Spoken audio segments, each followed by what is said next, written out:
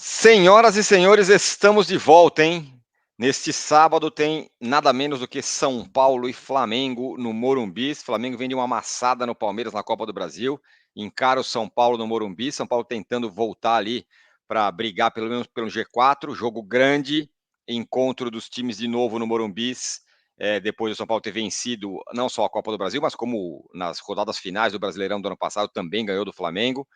E voltam lá. O Flamengo, veremos como vem, mas é um jogaço, e é sobre isso que nós vamos falar aqui. O São Paulo tem problemas para esse jogo, ou problema na escalação.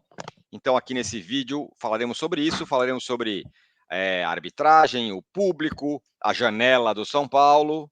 Eu e o Arnaldo estamos aqui para falar sobre isso, e esse vídeo tem o apoio da KTO. Dê o seu palpite na KTO. Utilize esse código tricolor, o cupom tricolor, e você ganha 20% de bônus no seu primeiro depósito. Esse link que está na descrição também tem um lugar para você postar na KTO. Esse QR Code que está na tela. E atento ao nosso Instagram, porque lá damos a dica KTO e a gente tem um nível de acerto espetacular, eu diria. Muito bem, Arnaldo Ribeiro. Muito boa tarde, satisfação. Temos um problema, e um problema chamado Luciano. Não joga, tomou cartão no banco de reservas no jogo lá contra quem foi? Juventude? Não, É contra isso? o Fortaleza. Contra o Fortaleza, e não vai jogar. Para muitos vai ser ótimo, porque aí dá para colocar o Lucas no meio, aquela parada toda. Mas esse é o problema principal do São Paulo. Aliás, o problema do São Paulo para essa escalação. Esse é o principal problema. Salve Tirone, salve galera. Problema não é solução nenhuma. E o problema passa a ser mais sentido quando você espremer a possibilidade de quem vai fazer gols nessa partida para a parte do São Paulo, né? O Luciano tem sido, não nessa temporada apenas, nas últimas todas, em todas que ele jogou, o jogador de 1-0. Até publicamos no nosso Instagram Sim. uma estatística interessante sobre o aproveitamento do Luciano em aberturas de placar, né, que é o chamado jogador de 1-0. Ele já tem 80 gols pelo São Paulo, é artilheiro do time no Brasileirão e vai, evidente, fazer falta, sobretudo se o time precisar de alguém para empurrar a bola para a rede para fazer 1-0. Né? Se o São Paulo fizer uma grande atuação coletiva e tal, e todo mundo sobressair, mas o Luciano aparece normalmente quando o São Paulo não faz boas atuações coletivas, ele faz o gol. Então, para mim, vai fazer muita falta, a despeito dessa possibilidade daí do Lucas jogar na posição que ele mais gosta, né? Que é a posição que ele jogou na final contra o Flamengo da Copa do Brasil, de tão saudosa memória, com o Luciano no banco de reservas, né? Mas mudou tanta coisa nos dois times de lá para cá, né? Pois é, mudou muita coisa nos dois times, inclusive podemos falar sobre quem vai jogar no lugar do Luciano, porque naquela ocasião eu tenho aqui um quadro lindo da Copa do Brasil que tem a escalação daquele time. Deixa eu ver se eu vou conseguir lembrar. Rafael, Sim. Rafinha, Arboleda, que se machucou no comecinho, entrou o Diego Costa, Beraldo e Wellington. Caio Paulista. Isso, Caio Paulista, desculpa. Tô bem, né? Sua memória Pablo não Maia, é. Alisson. Uhum. E Lucas no meio. Aí tinha Caleri no comando do ataque, Nestor do lado esquerdo. Isso. E do lado direito, O Wellington Rato. Pois é aí que eu ia chegar. O Wellington Rato do lado direito. Em tese, Arnaldo, seria uma coisa mais ou menos fácil. Mete o Wellington Rato do lado direito, bota o Lucas no meio. Porém, Isso.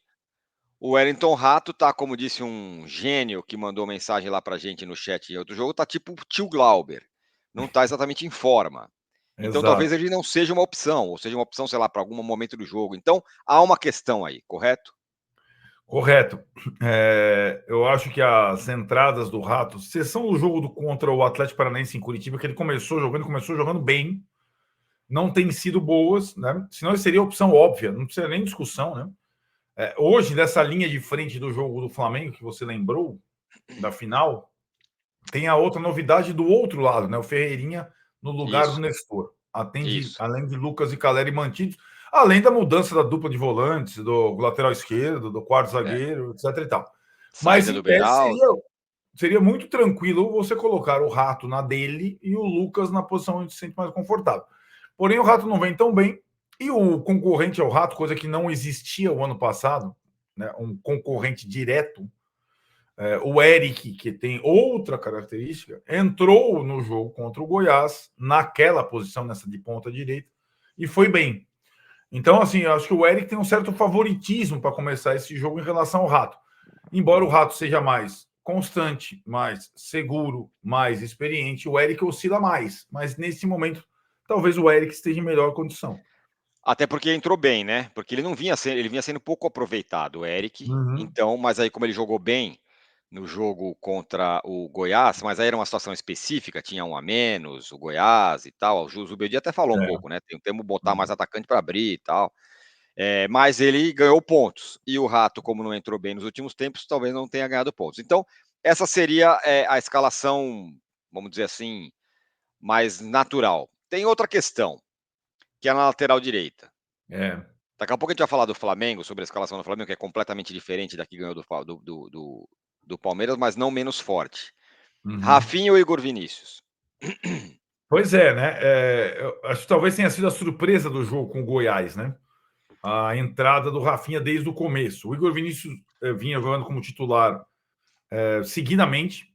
O Rafinha só atuou no lugar do Igor Vinícius em Brasília contra o Juventude, porque o Igor Vinícius estava suspenso.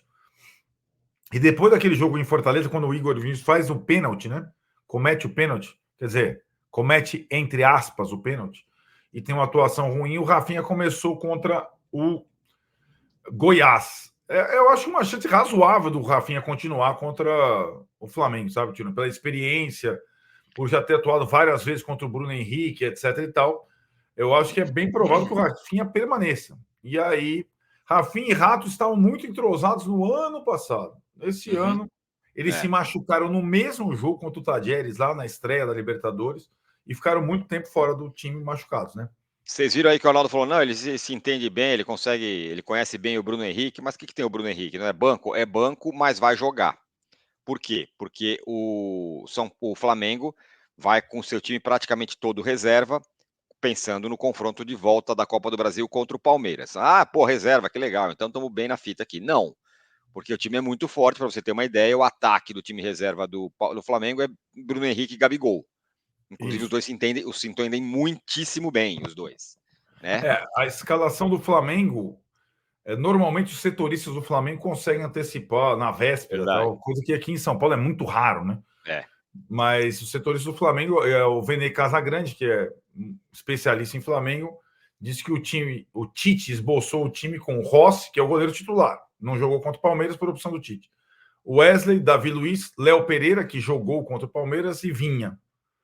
Alan, Léo Ortiz jogando de volante, coisa que vinha acontecendo com o Tite, e Matheus Gonçalves, aquele menino canhotinho esperto. Bruno Henrique, Gabigol e Carlinhos. Carlinhos também centroavante, que indica que o Tite vai jogar com 3 atacantes, né?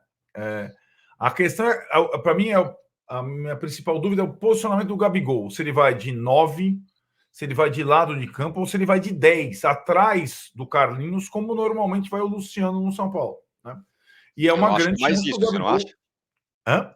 Você não acha que é mais isso? O Gabigol mais ou pelo lado ou de 10? Ele não vai de centroavante, porque o centroavante vai ser o Carlinhos. Se ele for de lado, ele vai sofrer com o Wellington, né? Aí ele vai sofrer muito com o Wellington, né? Eu acho que ele vai ou de centroavante ou atrás do Carlinhos, né?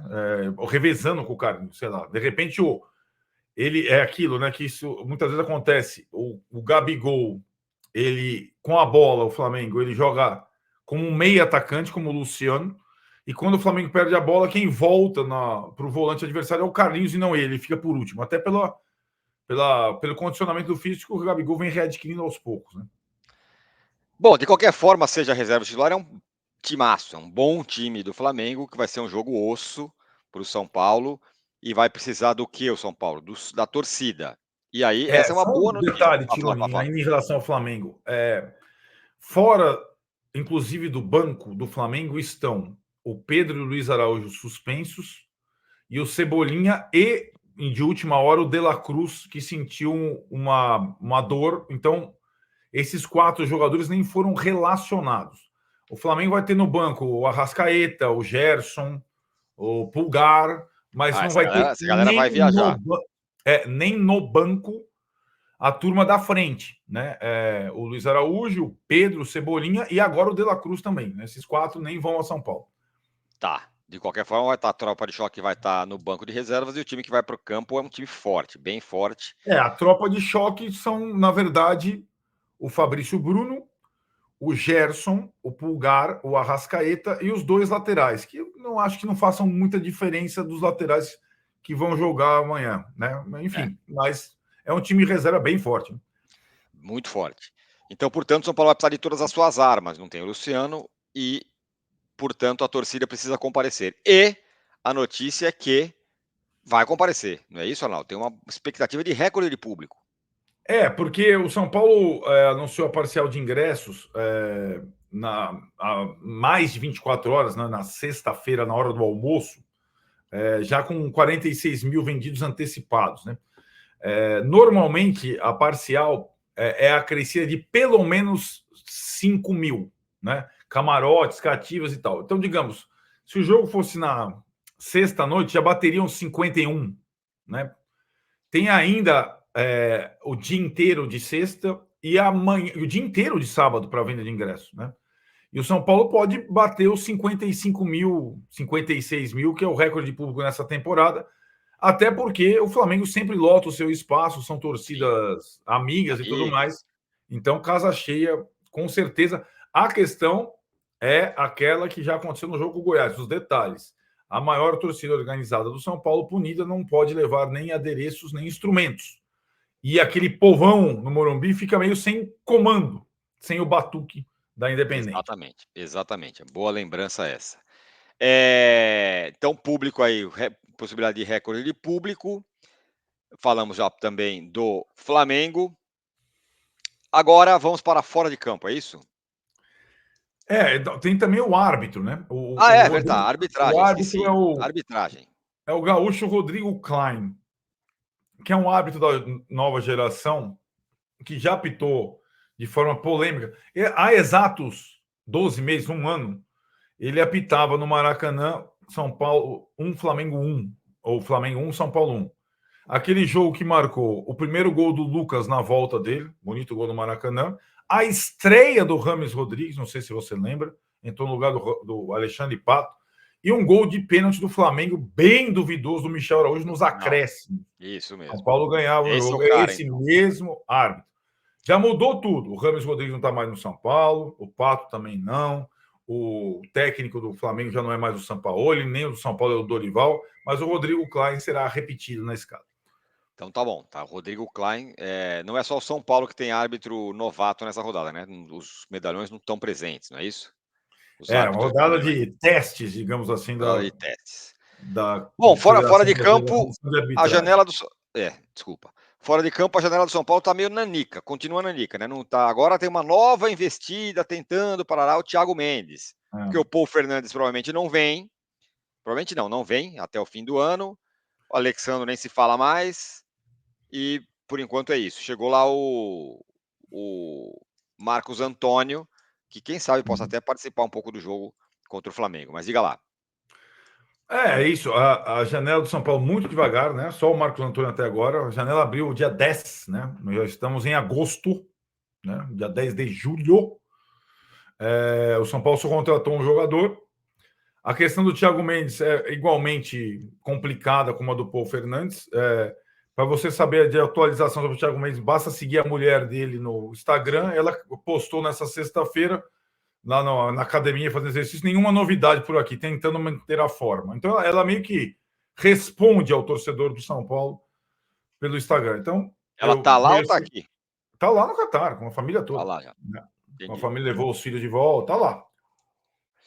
Então é isso. Aí tinha uma questão, não, porque a janela dessa vez ela é mais longa, então dá para esperar o fechamento da janela europeia, setembro. Sim, é verdade. Mas, para jogar a próxima fase da Libertadores, qualquer reforço contratado precisa ser inscrito até o dia 8 de agosto. Isso. Então, até a semana que vem. Né? São Paulo vai contratar 1 ou 2 jogadores numa semana, nesse ritmo, acho pouco provável. Não está com a menor pinta, de fato. Sendo que o Nacional tem contratado, né? Só para constar. Sim. Bom, Arnaldo, é o seguinte, a janela meio fracote e tal, e hoje, aliás, esses dias, aconteceram algumas coisas aí que na hora na hora do jogo lá, depois do jogo contra o Goiás, terça-feira, eu estava rolando a coletiva do Zubeldia, eu chamei atenção para isso, você também chamou atenção, o pessoal no chat falou, não tem nada demais, não é nada disso, é recado para a diretoria, é isso, aquilo. O que eu estou falando? De quando acabou a coletiva e o Zubeldia, não, antes de ir embora, deixa eu falar aqui, ó, quero mandar um abraço aí para o Pablo Maia e para o Alisson, que estão se recuperando e muita força, papapi. Beleza, beleza. Aí hoje, tem lá uma postagem não exatamente esclarecedora do Alisson, nas redes sociais, endereçada ao Pablo Maia, né? Dizendo algo Isso. como.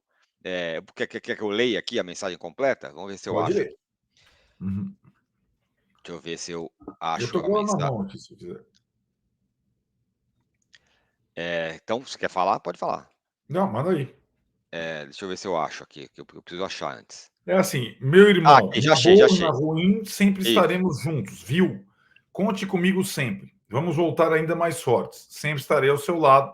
Aí, dois coraçõezinhos, duas mãozinhas para cima, Pablo Maia, @ Pablo Maia. A foto é no casamento de um deles, não é isso? No No casamento do Pablo casamento do Maia. Pablo Maia, recentemente foi todo mundo, segunda passada, o casamento da semana passada, né?